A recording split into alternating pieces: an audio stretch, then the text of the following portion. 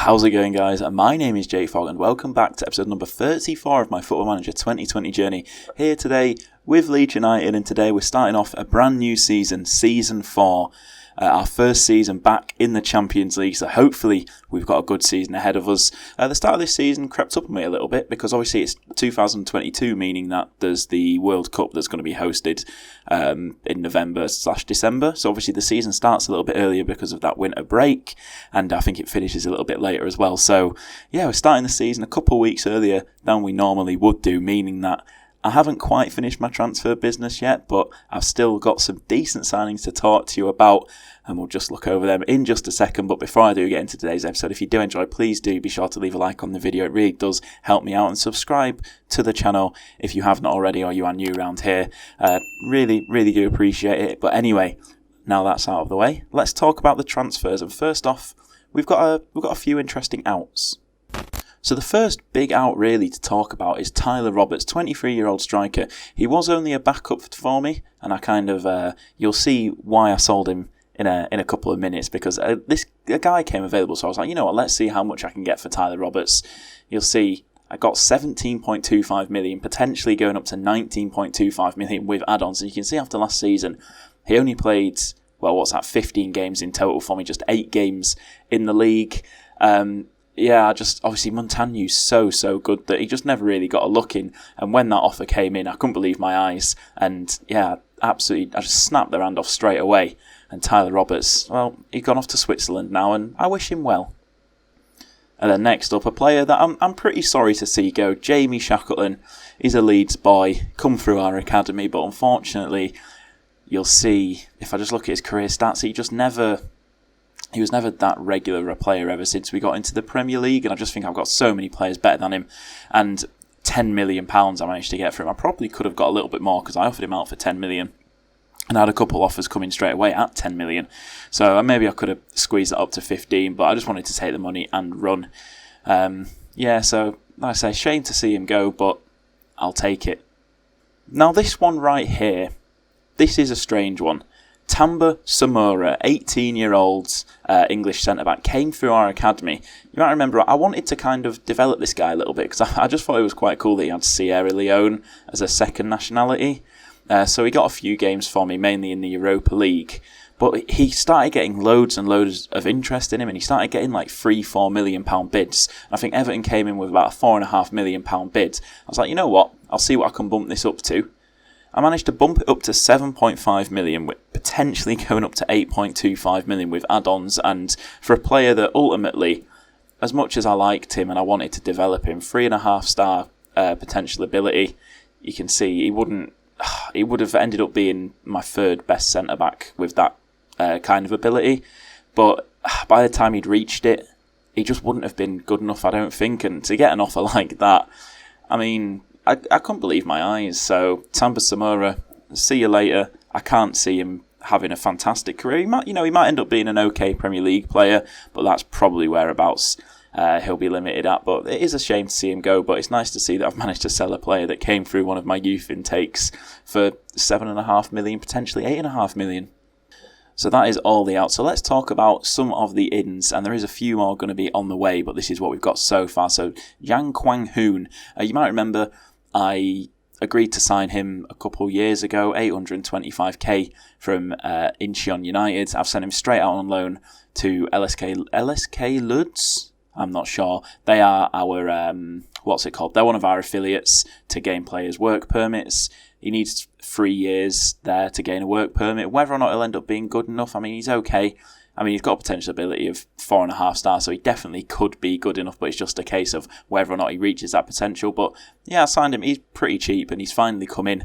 So yeah, I'm pretty happy with it. 18-year-old South Korean, can't go wrong. Then another young centre-back that I've signed, Antonio Ahmuda. Antonio Ahmuda.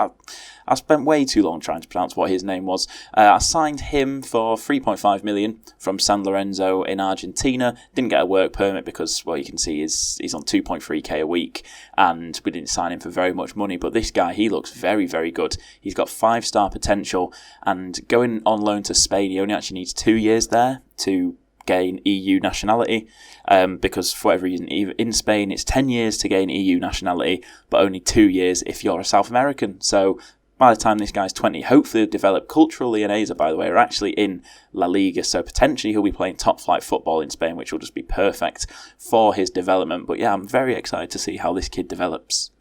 And now the reason that I was so pleased to get that offer for Tyler Roberts was because I was eyeing up this guy, Leandro Garcia, another Argentinian, just raiding South America this year, basically. I mean, look at him. He is so good. He was at Lille, and we signed him for 14.5 million. So, yeah, I think he's fantastic. Got 15 goals in 33 appearances last season in the top flight in France. Lille signed for 2.1 million. They've made a tidy little profit in a year. But yeah, I just think this guy, he's a big upgrade on Tyler Roberts. If I could just have a little look, if I can compare him with Tyler Roberts, I mean, for 19 years old, he's 4 years younger. You can see he's better in pretty much every single aspect apart from aerial and speed. But he's still got a long way to go. A lot of improving to do, and he's definitely going to rival Louis Montagny for that starting role as striker. He's a wonder kid, perfectionist personality, can't go wrong, and I'm really excited to see how this guy does. And then our final transfer, so far anyway, of the window, Renato Franceschi. I've had my eye on this guy for a while, 18-year-old Brazilian centre-half. He looks very good. I've been struggling for centre-halves because we weren't able to get Ampadu back on loan, and I just really wanted to get in a young player who potentially can slot into the first team right away. 2.5-star current ability, but 5-star potential. But you look at those attributes, and I just think he looks so good. We broke the bank a little bit, I can't lie. He had a release clause of 21.5 million. And Gremio, they wouldn't go any lower. I even tried 19 million and they weren't having it. They just outright rejected it. Didn't even try and negotiate it up. So yeah, 21.5 million. I think he's worth it. I think he's really going to prove worth it in the long run. But yeah, I think he looks so good. See, that is actually the final transfer we made so far. So we've spent 40.5 million, but we've regained 35 million. A couple of other players to note, let's see. Adam Forshaw left on a free. I also released Kiko Casilla. I think that might have been done technically before this year. No, I can't see him anymore. Yeah, Kiko Casilla is gone. Never to be seen again. He was on 50k a week, and I just like, I'm not paying you 50k a week. I just released him. No one wanted him. He's going to retire next year, so I just got rid. And also, we do have one more player coming in so far, Ezekiel Zabaos, 8.75 million we've spent on him. He is awaiting a work permit. I think he should get it, but just look how good this guy is. Look at those stats. I mean, the only problem with him is he's a left winger, and he's got a weak left foot. But I'm thinking he would make a phenomenal inside forward. I don't use inside forwards, but I'd be more than happy to make an exception for this guy. Current ability 3.5-star, 4.5-star potential. He's already classed as my best left winger. He's got a few problems, but hopefully he can turn out to be a very good player for us. We're paying him a lot of money, but I think in the long run he is going to be worth it. But anyway, that is the transfers out of the way. With regards to the schedule, I completely forgot I had the FA Community Shield. Played against Liverpool because they won the league. Obviously, we won the FA Cup. We lost 1-0. Anthony scored in the 23rd minute. A pretty even game, but I really was not bothered about it at all. It is what it is. But yeah, then we've also got Manchester City in the UEFA Super Cup, which is going to be quite exciting. But you can see we've still got a lot of games to play before the transfer window closes. So yeah, I'm still lining up a lot of players. I need another right back because we couldn't get Emerson back on loan, and I just need more strength in depth ultimately. But anyway, enough talking out of the way, and let's get ourselves straight into today's game. And first things first, I'm going to start Hickey, but I'm going to play him as right back because he still can't play right wing back. I really like him, but he still cannot play right wing back just yet. He's awkward. I just want him to become like competent or something so I can play him there and not really worry about it. But apart from that, the team lineup is, I mean, I'm fairly happy with the team lineup. The only change I'm going to make, I think, is I'm going to bring in Montagny. Let's have a little look. Just look around, make sure everything is in order. Who is on the bench? Happy with that. So it's going to be Pavlenka in goal, Kenny and Sistano at the back with Phillips just in front of him, Davies left wing back, Hickey right wing back, McCalmont and Bogus in the middle, Maria on the left, Mikic on the right, and Montagno up top as that lone striker. And we're going to have to give someone a squad number. We're going to have to give Franceschi a squad number. You can be this season, you can be number 20, because I can't give you number 4 because I've just given it to Alfie McCalmont. But it'll be interesting to see how we do in this game. Chelsea, obviously, last season they didn't do too well, but I think they've still got Joachim Low in charge. Do they? Can I have a look? Hello, please, game. Let me click something. There we go. Chelsea, managed by Joachim Low, so it'll be interesting to see if they're any better than they were last season. Obviously, they are still going to be a force no matter what. And I'm going to say, all the best out there, have fun. That probably wasn't the best team talk to do. Pull Hickey down to right back. And let's get into it. Hopefully we can get ourselves off to a winning start. We are one of the later games to be played. A lot of games have already been played. You can see Newcastle, Norwich have won their opening matches. But the first highlight of the match starts with a goal kick. And it's very slow, so let's just speed that up a little bit as we can't actually see what's going on. But Mikic now with the ball out on this right-hand side. He's got Hickey for company. Is he going to use him? He is. Hickey. Can he beat his man? He cannot. He goes for the cross, and it is blocked. And now Chelsea going to look to break. Mikic nicks in. Plays it across to Montagno, and it is saved. Interesting to see they've got number 67 playing for them. That's a strange one. I wonder if he's any good or if he's just a youth prospect that they've just kind of thrown in for the first game. Who was it? What was it? Colwill, the left back? I mean, he doesn't look very good. Has he ever played for them before? He played 5 games last season. That's a strange one. Very, very strange. Interesting to see that Ampadu is starting for them. Our former player. I tried to get him back on loan and I've just realised that I've not pressed play to continue in the game, but unfortunately Chelsea were like, we want to give him a chance in the first team. And well, at least they weren't lying to me, unlike Barcelona, who said they wanted to give Emerson a chance in the first team, and they've loaned Emerson straight out to Villarreal, which was very, very annoying. But this first half, by the way, is just it's just flying by. There's been very little action so far. We have been the better team, judging off of the stats, and the 2 opportunities that we've seen have both gone in our favour. But Kenny now on the ball, out to Davis, who's going to look to drive forward, finds Montagno in the middle. Can he get a shot off on goal? He can, but it's blocked. Mikic picks it up. Mikic goes for the near post, tries to catch Donnarumma out, but Donnarumma is wise to it and makes a relatively straightforward save. As half-time half-time was approaching, half-time is here. I'm pretty happy with how we're doing so far. That's nothing much really, but Chelsea now have a corner as Kene heads it clear, and Ampadu is going to pick it up. Can he find a man in the middle? He picks out Christiansen, goes all the way back to Colwill, who's pressured by Montagno and finds Donnarumma, goes all the way back, and Chelsea going to look to start. Ricardo on the ball now, forwards to Camavinga. Now Hudson-Odoi's got out on this right side. Mason Mount, he's pressured, but he dumps the ball off back to Camavinga, and that's a poor pass. Maria intercepts it. He goes back to Kenny, who finds Mikic out on the right side. That's a fantastic ball. Sistano on the ball now.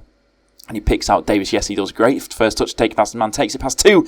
And he slots it in the near post. Donnarumma, this time he got caught out. He wasn't caught out by Mikic earlier on, but this time Alphonso Davies. Donnarumma, I think it looked like he'd committed to that far post. But just at the last second, Davies just slits it past him at the near post. We'll see it in 3D here. That is disappointing for Donnarumma. You do not want to be getting beaten there. But very good stuff as we take a 1-goal lead. Now Maria got the ball out on this left-hand side looking to add to our lead. Now Davis, can he find a man in the middle or is he going to go alone? He's going alone, looking for his second, but the shot is straight at Donnarumma. And a very, very straightforward save. Now 62 minutes gone. I'm probably going to look at making a change or 2. Let's get Söderberg on for Bogus. Bogus is not having the best game of his career. Apart from that, we'll just leave it as it is. Don't want to change too much too quickly and kind of give up the control that we've had on this game so far. Colwill on the ball, pressured, and Söderberg nearly nicks in, but the ball is cleared. Sistano wins ahead of McCalmont to Phillips. Back to McCalmont. Back to Phillips. That's a great ball to find Mikic on this right-hand side. Can he take it past his man? Can he find a man in the middle? Oh, it's a great ball. And the header rattles the crossbar from Maria at the far post. Mikic is having a very, very good game today. A 7.4 rating at the moment. And I think it's time. Montagno's been a bit disappointing. Let's give Garcia let's give him his league debut. He's already played for me. He played in the Community Shield. Didn't have the best of times, but hopefully he can do a little bit better today. But as long as we hold on to this lead, I will be a very, very happy man as time is ticking away. Just 2 minutes left of injury time, 1 minute remaining. There are no more highlights. And there we go. We start off the season with a win against Chelsea. A huge victory for us. 19 shots to 6. Chelsea only managed 2 shots on target. A very well-deserved victory, if I do say so myself. Just going to tell them I'm happy with the way things are gone. And now Mikic has stubbed his toe and can't play for 5 days. Oh dear. But anyway, that's where I'm going to finish off today's episode. I will be back for the Manchester City game, I think. The UEFA Super Cup, why not? It's a tournament that I've never played in before, so we'll give that a little go. See if we can get ourselves a win. Manchester City obviously winning the Champions League last year, hence why we're playing them in the UEFA Super Cup. Just seems that whenever we play in any European finals, we're just coming up against English teams at the moment. But yeah, so I'll probably play the City games and Newcastle games in that. Hopefully I'll have a couple more signings to bring to you. But anyway, that is where I'm going to finish off today's episode. As always, thank you for watching. If you have enjoyed, please do be sure to leave a like, subscribe to the channel if you are new around here, and I'll catch you in the next episode.